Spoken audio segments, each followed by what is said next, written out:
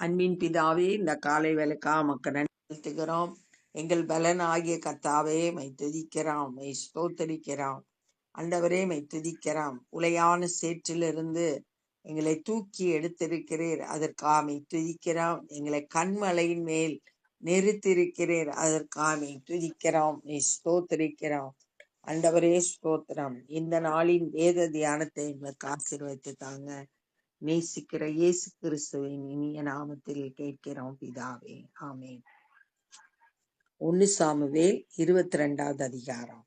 தாவீது அவிடம் விட்டு தப்பி அதுலாம் என்னும் கெபிக்கு போனான்.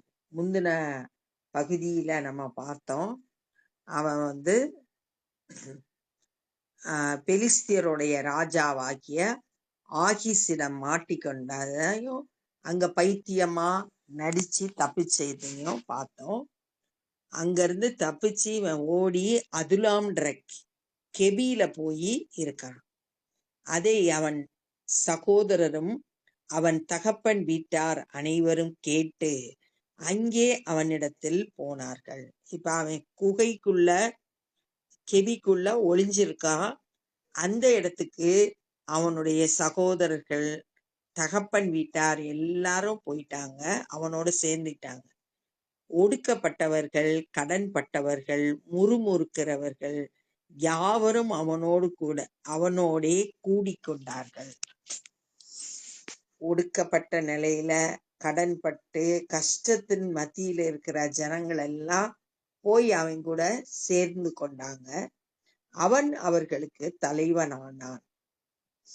இந்த பிரகாரமாய் ஏறக்குறைய 400 பேர் அவனோடு இருந்தார்கள். சவுலுக்கு தப்பிச்சு இவன் ஓடுறான், கெபிக்குள்ள போய் இருக்கான். ஆனா அங்கேயும் அவன் தலைவனாக்கும்படியே 400 பேர் அவன்கிட்ட சேர்த்து கொள்ளப்பட்டார்கள். தாவீதோட அபிஷேகமே தலைவனா இருக்கும்படி ஆண்டவர் அபிஷேகித்தார். அந்த அபிஷேகத்தினால இப்ப அங்க ஒரு கூட்டம் அவன் கீழே செயல்படுறாங்க, அவன் தலைவரா இருக்கிறான். தாவீது அவ்விடம் விட்டு மோவாபியரை சேர்ந்த மிஸ்பேக்கு போய் மோவாபின் ராஜாவை பார்த்து, தேவன் என்னை எப்படி நடத்துவார் என்று நான் அறியுமட்டும் என் தகப்பனும் என் தாயும் உங்களிடத்திலே தங்கி இருக்கும்படி தயவு செய்யும் என்று சொல்லி நேரா மோவாபிய ராஜாட்ட போய் கேட்கிறான். மோவாப்புக்கும் இவங்களுக்கும் என்ன சம்பந்தம்னா, ரூத் மோவாபிய பெண்ணு. ரூத்துக்கும் போவாசுக்கும் பிறந்தது ஓபேத்தோட மகன் தான் ஈசாய். ஈசாய் தான் தாவீதோட அப்பா. அப்ப அந்த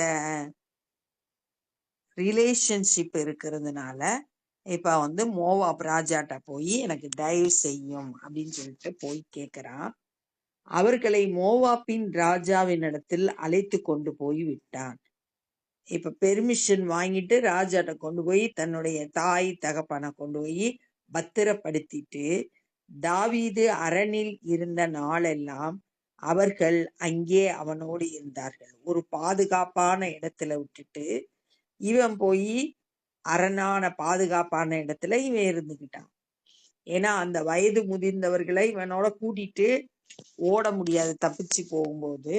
அதனால அவங்கள அங்க விட்டுட்டு போயிட்டான். பின்பு காத் என்னும் தீர்க்கதரிசி தாவீதை பார்த்து, நீ அரணில் இராமல் யூதா தேசத்துக்கு புறப்பட்டு வாரும் என்றான்.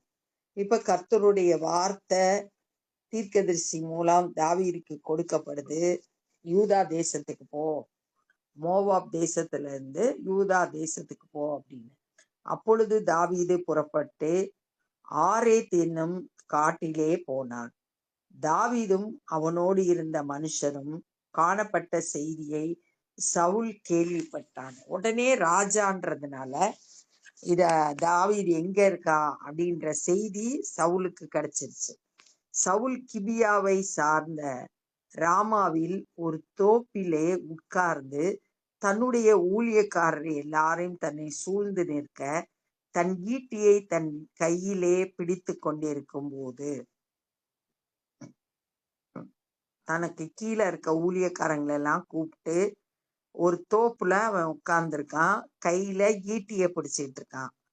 ஈட்டிய பிடிச்சு எப்படினாலும் தாவீத கொன்றணும் அப்படின்ற சிந்தனை தான் அவன்கிட்ட எப்பயும் இருந்துச்சு.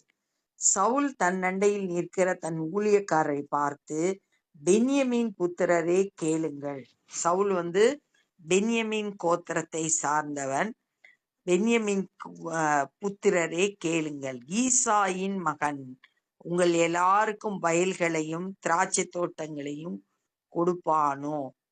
உங்கள் எல்லாரையும் 1000க்கு அதிபதிகளும் 100க்கு அதிபதிகளுமாய் வைப்பானோ?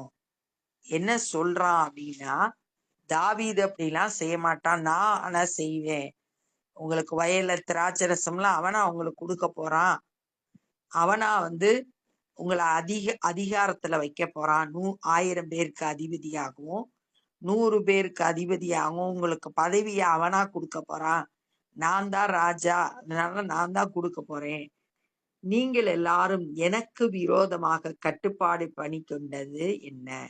ஈசாயின் மகனுடனே என் குமாரன் உடன்படிக்கை பண்ணும்போது என் செவிக்கே அதை ஒருவனும் வெளிப்படுத்தவில்லையே.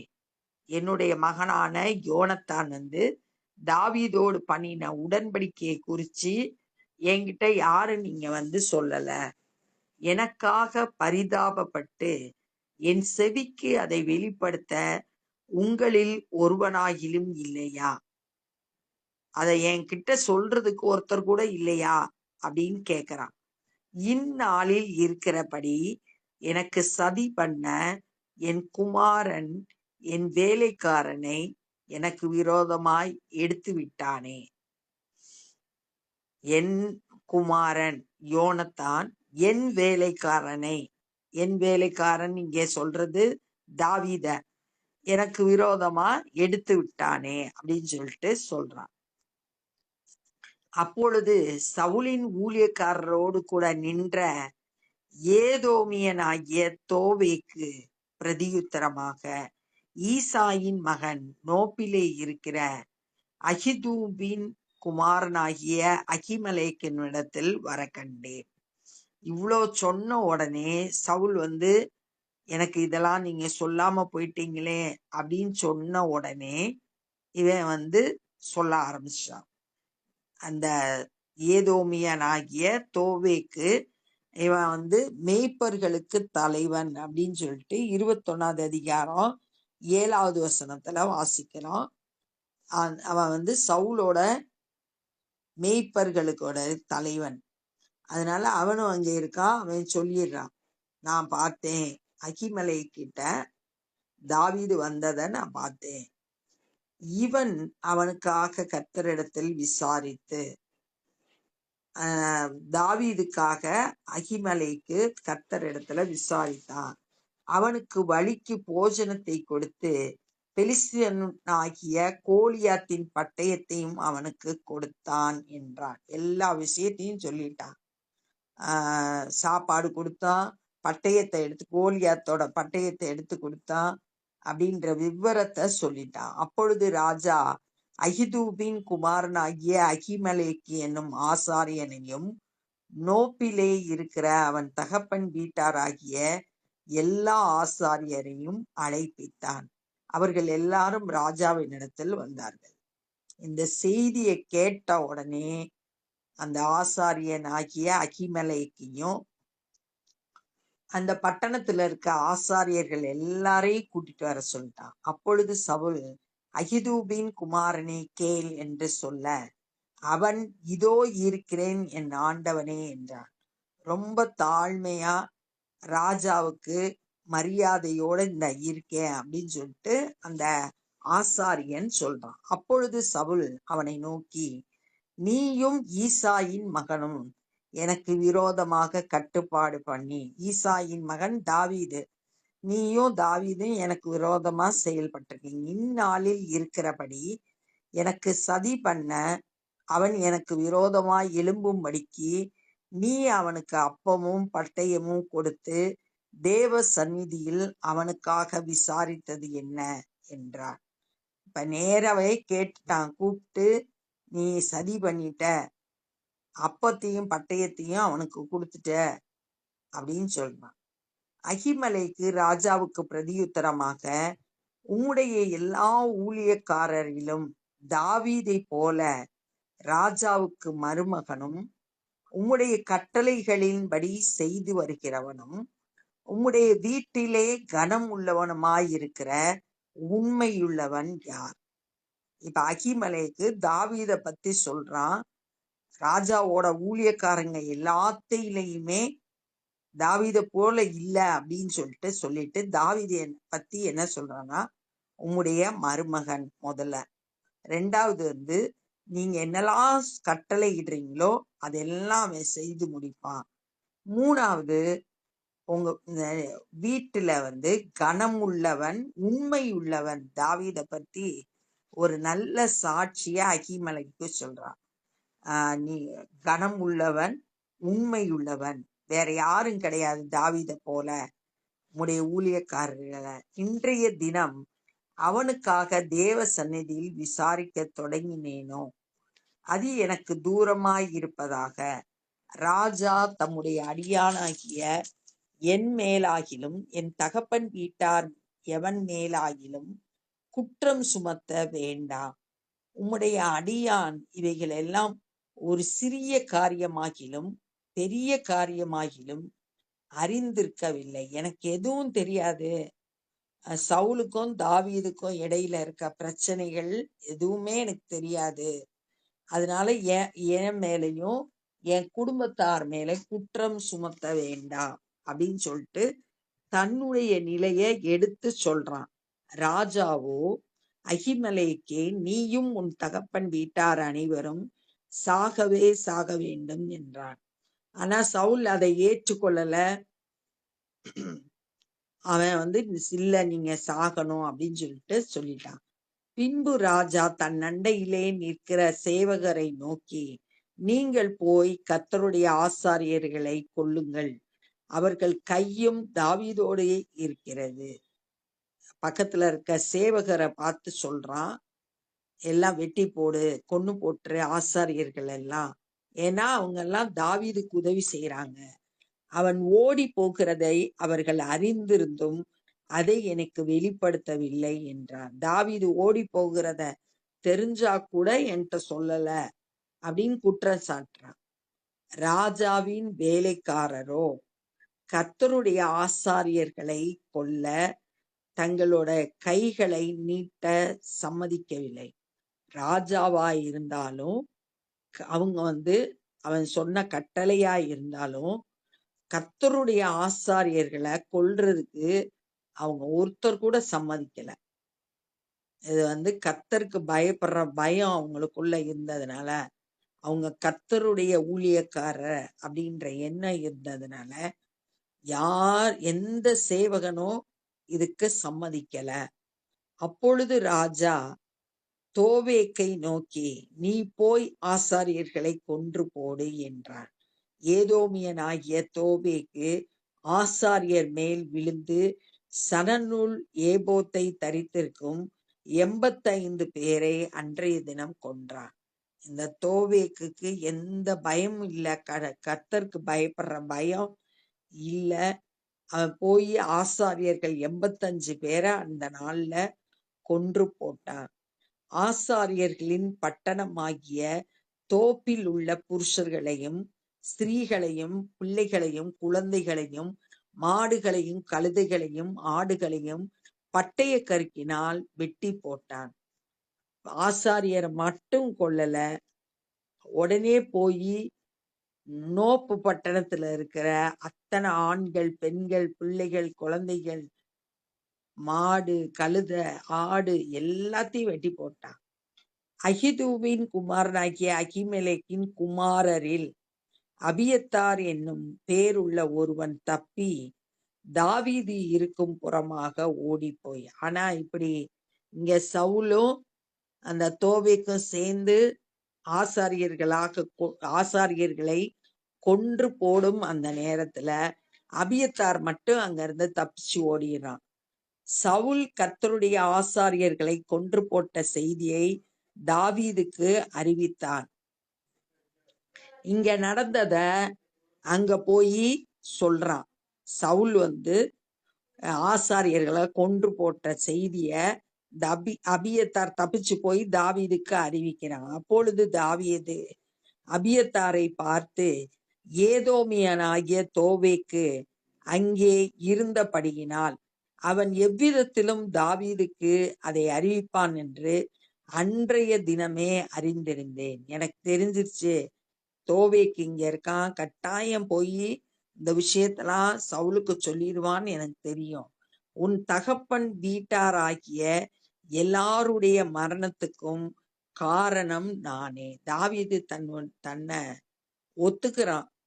என்னாலதான் உன் குடும்பம் முழுசும் அழிந்து போயிடுச்சு அப்படின்னு சொல்லிட்டு அதுக்குரிய பொறுப்பை ஏற்றுக்கொள்றான். நீ என்னிடத்தில் இரு, பயப்பட வேண்டாம். என் பிராணனை வாங்க தேடுகிறவனே உன் பிராணனையும் வாங்க தேடுகிறான். யார் என்னை கொல்லணும்னு துரத்திக்கிட்டு வரானோ சவுல், அவன்தான் உன்னையும் அழிக்கிறதுக்கு முயற்சி செய்கிறான், வாங்க வகை தேடுகிறான். நீ என் ஆதரவிலே இரு என்றான். என் கூட இரு, நான் உன்னை பாதுகாக்கிறேன் அப்படின்னு சொல்லிட்டு சொல்றான். இந்த அதுலாம் கெபியில இருந்த போது பாடின சங்கீதங்கள் வந்து சங்கீதம் 142, சங்கீதம் 57. இந்த 2 சங்கீதமும் அதுலாம் கெபியில இருக்கும்போது தாவீது பாடின சங்கீதங்கள். தன்னுடைய பாரத்தெல்லாம் கர்த்தருடைய பாதத்துல ஊற்றி விட்டு ஆண்டவரோட கிருபையை சார்ந்து தாவீது அங்க இருக்கிறத அந்த சங்கீதத்துல நம்ம வாசிக்கலாம். அப்ப இந்த நாள்ல நம்ம கற்றுக்கொண்டது, அதுலாம்ன்ற கெபியில தாவீது ஒளிஞ்சிருந்தான். அப்ப அவன் கூட சகோதரர்களும் தகப்பன் வீட்டார் எல்லாரும் வந்து ஒடுக்கப்பட்டவர்கள், கடன்பட்டவர்கள், முறுமுறுக்கிறவர்கள் எல்லாம் தாவீதோட சேர்ந்து கொண்டாங்க. மொத்தம் 400 பேர் அங்க இருந்தாங்க. ஆனா தாவீது தன்னுடைய தாய் தகப்பன மோவாபிய ராஜாட்ட கொண்டு போய், நான் திரும்பி வர்ற வரைக்கும் இவங்க இங்கே இருக்கட்டும் அப்படின்னு சொல்லிட்டு கொண்டு வந்து விட்டுட்டு அதுக்கப்புறம் இவன் போறான்.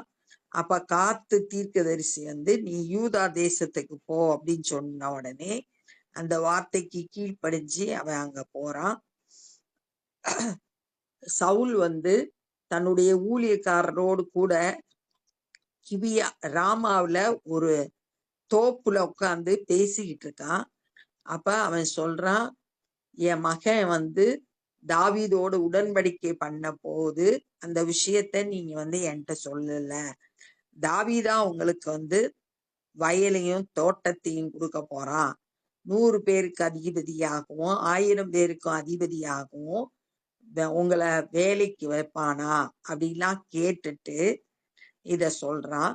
சொல்லும்போது, எனக்கு விரோதமா இந்த சதி செய்ததை என்கிட்ட வந்து சொல்லலையான்னு கேட்கும்போது தோவேக்கு எல்லா உண்மையும் சொல்றான்.